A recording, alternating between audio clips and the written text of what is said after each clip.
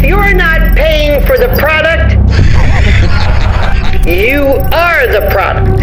You are being programmed. WhatsApp पैसे कैसे कमाता है? ये क्वेश्चन जितना सिंपल लगता है, असलियत में इसका आंसर उतना ही ज्यादा डरावना है और ये हम सभी लोगों की जिंदगी को उतनी ज्यादा बुरी तरह से प्रभावित भी कर रहा है, हम सब लोगों को बिना पता लगे। बट इन सब को समझने के लिए हमें समय में पीछे जाना पड़ेगा।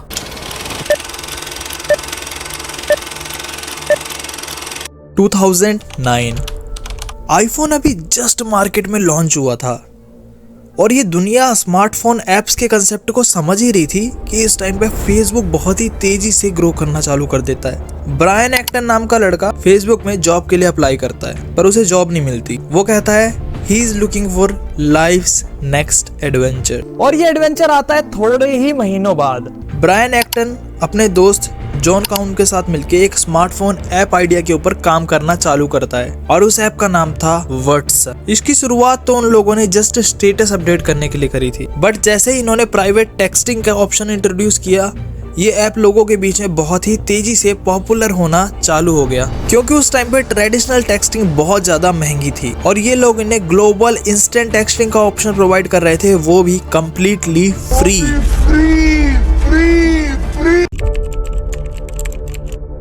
फ्री एप्लीकेशंस आमतौर पे इन 3 तरीकों में से किसी एक से पैसा कमाते हैं: advertisements, in app purchases and selling your data.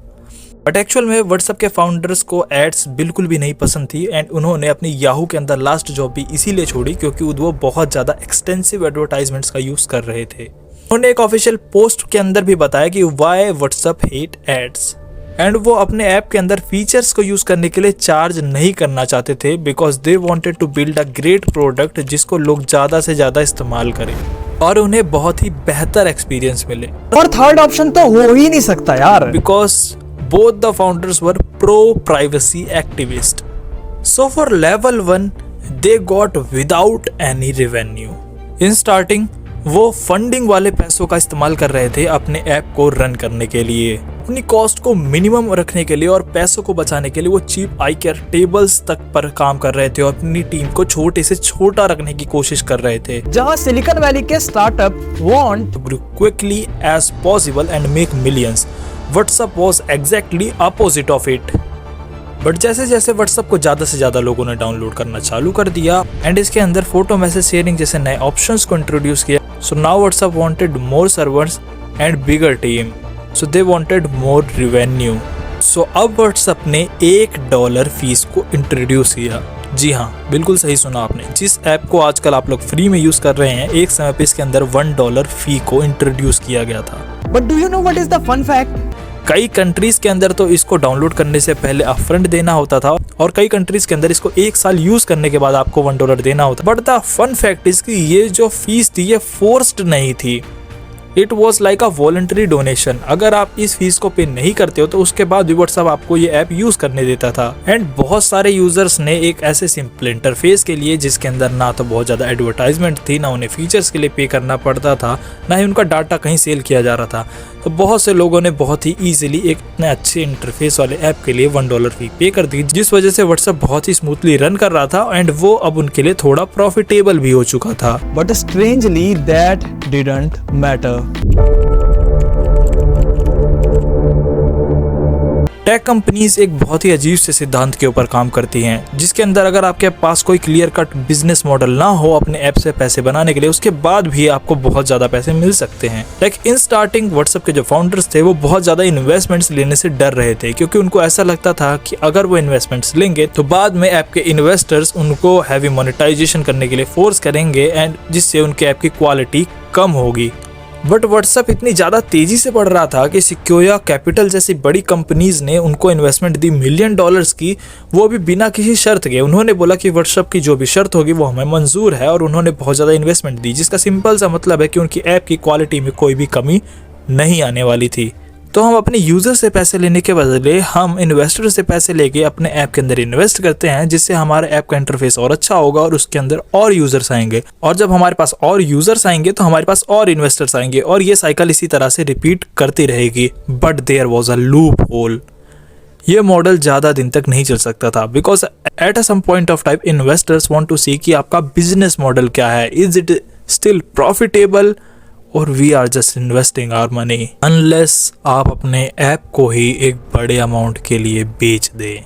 बहुत सारे यूजर्स एक्चुअल में कंफ्यूज थे कि फेसबुक ने 19 बिलियन डॉलर के अंदर व्हाट्सएप को क्यों खरीदा, बिकॉज एक्चुअल में WhatsApp was not profitable at all. For reference अगर मैं आप लोगों को बताऊं तो इंस्टाग्राम को फेसबुक ने $1 बिलियन में खरीदा था and that much amount of money can fund 20 Mars mission और they can build 13 Burj Khalifa. But Facebook ने एक मैसेजिंग ऐप बाय किया इतने पैसों में, वो भी बिल्कुल उनके ऐप जैसा सिमिलर, जिसके अंदर सिमिलर फीचर्स हैं और प्रोबेबली वो हर साल लॉस में थी। So the question is why?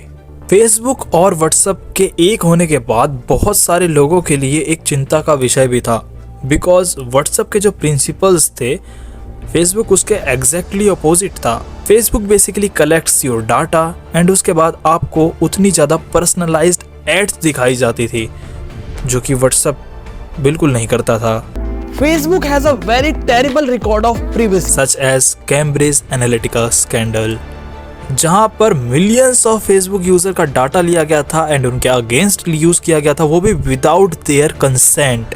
बहुत ही अर्ली डेज की एक चैट जब मार्क जुकरबर्ग की लीक हुई थी, जिसके अंदर उन्होंने अपने दोस्त को कहा कि अगर तुमको किसी भी प्रकार की कोई भी इंफॉर्मेशन चाहिए हार्वर्ड में तो आई कैन गिव यू। मेरे पास 4000 से भी ज्यादा ईमेल, पिक्चर्स एंड एड्रेसेस और SMS हैं। उनके दोस्त ने पूछा how do you manage that, like तुमको वो सब कैसे मिला?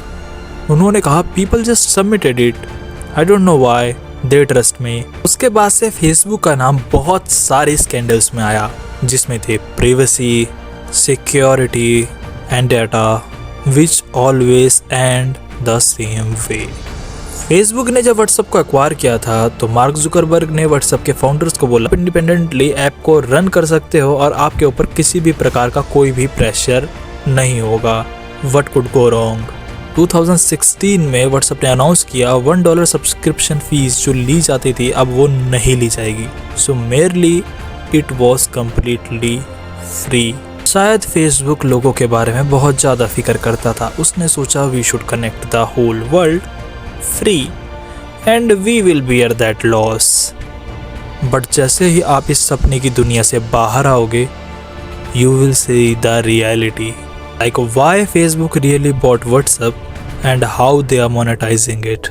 The first thing is Facebook was not buying WhatsApp, they were buying their users and their data. Like Facebook is in the surveillance business, the biggest surveillance based enterprise in the history of mankind. यानी कि Facebook के पास जितना ज़्यादा data होगा ये company उतना ज़्यादा powerful बनती जाएगी, ये अपने यूज़र्स को उतना ज़्यादा अंडरस्टैंड कर पाएगी और उनको उतने ज़्यादा पर्सनलाइज्ड एड्स दिखा पाएगी। एंड करंटली व्हाट्सएप के पास 1 बिलियन यूज़र्स थे जो कि बहुत बड़े होते हैं एंड इसके पास बहुत बड़ी ग्रोथ अपॉर्चुनिटी भी थी फेसबुक से भी ज़्यादा। एंड उन्होंने $1 फीस को इसलिए हटाया ताकि उसके अंदर ज़्यादा से ज़्यादा यूज़र्स आ सकें एंड हम लोगों का डाटा उनके पास कलेक्ट हो, because our data worth more than $1 a year। Another reason था अपने कंपटीशन को किल करना। मार्क जुकरबर्ग को जैसे ही पता चला कि व्हाट्सएप के फाउंडर्स को गूगल हेडक्वार्टर्स में बुलाया गया है तो उन्होंने इतना बड़ा ऑफर दे दिया ताकि सामने वाला मना ही ना कर पाए। एज अ फेसबुक के पास इतने ज़्यादा यूज़र्स आ चुके थे, उनको कोई जल्दी नहीं थे इसको हैविली मोनेटाइज करने की, बिकॉज वो स्लोली ये चीज़ बहुत ही आराम से कभी भी कर सकते थे, because the main thing was owning the data, owning the users and they had did that. अब कुछ लोग बोलेंगे भाई तेरे दिमाग में बात नहीं घुस रही है क्या? मार्क जुकरबर्ग ने कहा था WhatsApp will continue to operate independently within Facebook, said Mark Zuckerberg, so there is nothing to worry about, right? In 2017, Brian Acton leave WhatsApp because Mark Zuckerberg का प्लान था कि वो WhatsApp users का data Facebook को दें and उसके ऊपर monetization को भी लागू करें। इसी डिसएग्रीमेंट की वजह से ब्रायन एक्टन ने WhatsApp को छोड़ दिया। उसको छोड़ने के बाद उन्होंने $815 मिलियन के शेयर्स छोड़ दिए। ही सेड वो ऐसी चीज़ का और पार्ट 1 सेकंड के लिए भी नहीं हो सकते जो उनके सिद्धांतों के खिलाफ है। ब्रायन 1 साल बाद फेसबुक के प्लान्स को लेकर और ज़्यादा वोकल होने लगे। उन्होंने ट्वीट भी किया, it is time to delete Facebook. उन्होंने $15 मिलियन इन्वेस्ट करके एक सिमिलर ऐप बनाया, सिमिलर इंटरफेस का, सिमिलर फीचर्स वाला, जिसका नाम था Signal. As it was a non profit organisation, it enforce security and privacy because he wanted to recreate WhatsApp in the pure and idealized form it started। अगर तुम थोड़ा सा zoom out करोगे तो तुमको समझ में आएगा ब्रायन एक्टन की कितनी क्रेजी स्टोरी है। First he tries to get a job at Facebook but he get rejected. Then he built his own app called WhatsApp and after years Facebook buy it for $19 billion and ask him to stay on as a Facebook employee. He then has a huge falling out with Facebook and he quits. And then he uses some of the money from the WhatsApp sale and starts a brand new rival app. तो ये चीज़ें इस extent तक कैसे पहुंची कि Brian अपने $815 million को छोड़कर फेसबुक से हट गए। क्या थी वो चीज़? यूरोपियन कमीशन ने फेसबुक को $110 मिलियन का फाइन किया जस्ट क्योंकि उन्होंने व्हाट्सएप का टेक ओवर बहुत ही गलत तरीके से किया था। बाद में ब्रायन को पता चला कि जैसे ही व्हाट्सएप को एक्वायर किया गया तो फेसबुक उनका डाटा ऑलरेडी यूज़ करने लग गया था। एंड इसके बाद जॉन क्वान ने भी फेसबुक को छोड़ दिया बिकॉज फेसबुक अब व्हाट्सएप के इंक्रिप्शन को और ज़्यादा वीक करना चाहता था ताकि वो उनको और ज़्यादा एड्स दिखा सकें। What is the most scary thing कि व्हाट्सएप का इंक्रिप्शन कुछ लोगों को ऐसा लगता है कि बहुत पहले ही ख़त्म किया जा चुका है and it is not secure at all. Facebook के पास वर्ल्ड का सबसे बिगेस्ट एडवर्टाइजमेंट नेटवर्क है जबकि व्हाट्सएप के फाउंडर्स को एड्स बिल्कुल भी नहीं पसंद थी। फेसबुक के पास बहुत सारे यूज़र्स का डाटा है जिससे वो उनको स्पेसिफिक एड्स दिखाते हैं जबकि WhatsApp founders were pro privacy activist. So we can say starting में जब इस ऐप को पहली बार बेचा गया उनको पता था कि ये सारी चीज़ें वन वे एंड होने वाली हैं but they still sold it. Why? आप खुद को उनके शूज़ में रख के देखो, आपको समझ में आएगा। एक ऐसा ऐप जो एक्चुअल में अगर पैसे बना ही नहीं रहा है, कोई प्रॉफिट बना ही नहीं रहा है, उस ऐप के लिए अगर आपको $19 बिलियन का अमाउंट दिया जाए तो वुड यू डिनाई?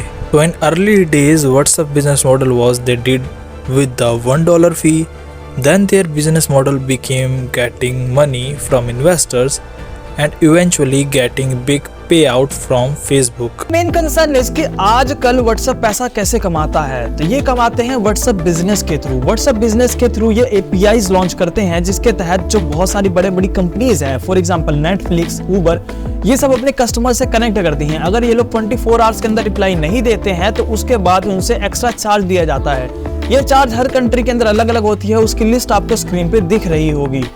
तो ये एक तरीका है जिस तरीके से आज ये पैसे कमाते हैं। और अब जब ब्रायन एक्टन फाउंडर नहीं है तो वो 3 तरीके जिनको पहले बंद करा गया था, यानी एडवर्टाइजमेंट्स का यूज नहीं करना है, उन सभी तरीकों का इस्तेमाल अब करा जाता है व्हाट्सएप के ऊपर पैसे कमाने के लिए। अगर आपको ये वीडियो अच्छा लगा हो तो अपने दोस्तों को शेयर करें एंड मेरे चैनल को प्लीज सब्सक्राइब कर लो यार, बहुत मेहनत लगती है ऐसे वीडियोस बनाने में। एंड जब 1000-2000 व्यूज आते हैं आप लोग शेयर नहीं करते, ना लाइक करते हो, ना कमेंट करते हो, तो कुछ समझ में नहीं आता। आपका कोई भी फीडबैक हो तो प्लीज कमेंट में बताना। मिलते हैं नेक्स्ट वीडियो में, जब तक के लिए धन्यवाद, बाय बाय, टाटा, सी यू।